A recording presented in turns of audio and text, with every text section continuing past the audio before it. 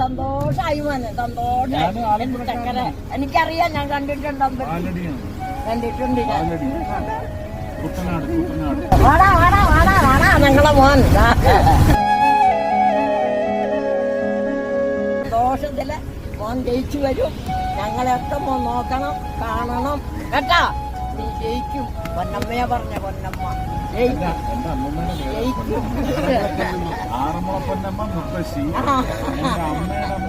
ഞാൻ മാവേലിക്കരക്കാരി, ആലപ്പുഴ ജില്ലയില് ചെന്നിത്തലക്കാരി രമേശന്റെ അയൽവാസി.